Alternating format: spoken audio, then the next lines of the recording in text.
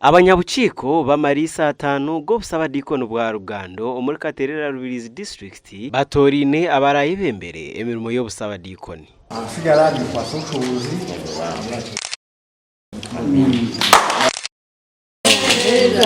Rauben tuino mujunu Ageihangwe anu watorinwe nkamukuru w'abakristayo ahabo busaba dikono. Biciriza kandi sitari kubangana sanga umuntu we yatorana.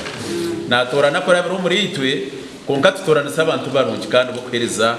umuntu mu Rwampara gukwera kitinisa. Awishemwe Rauben twakwakira inja kugeza aho ubundi kubasa koya ngo nitwe twayombekera musinje ubwo tuza kutandika ibintu bisya kugite cyanje neke byona negito mbwenu twija kwetegereza project zimbe mwine ezikwenda kongerwaho ntwongera kuco nabe nagambere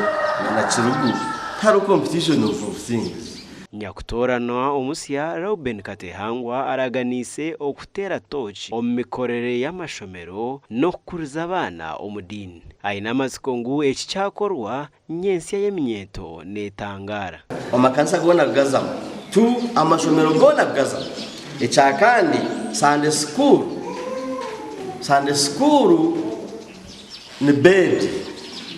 ahakorwa ikibira ikiturkwetekanisa Abaana baragaje hansi ba training rweje umukazi wanje is a trained Sunday school teacher ni Sunday school teacher wa St Francis Chapel Makerere mbweni ninja kumweta nje nawe aijaha tugana ba Sunday school bono mu Achidiconary tubabanguri aranga mnonga utubasise abo kubokoronda kwito kutandikira amakanisa hansi umbusaba dikoni bwona tagizire mu Rwanzu nditongore byamaza union faza ziyusi Sunday school bono biciko buronzi rweje kana ha busaba dikoni twarondaje hatariho kwimukera hatariho kuteganisibwa bamwe ombabire nebebembero busaba dikoni ubu basimirwe kandi borekire nebakozireho Umurimo gw'Imana umurongo kubanza bazagarukanisa abakristayo umurimo wa kabiri twandikeje busaba dikoni yo kwitwa so amakanisa gona twakora ikiko gahembeka amakanisa y'entura n'amajwi y'entura so ibintu basekora no kucika ikiko z'ubuyobozi kinibanje ariko arire rya miliyoni mushanju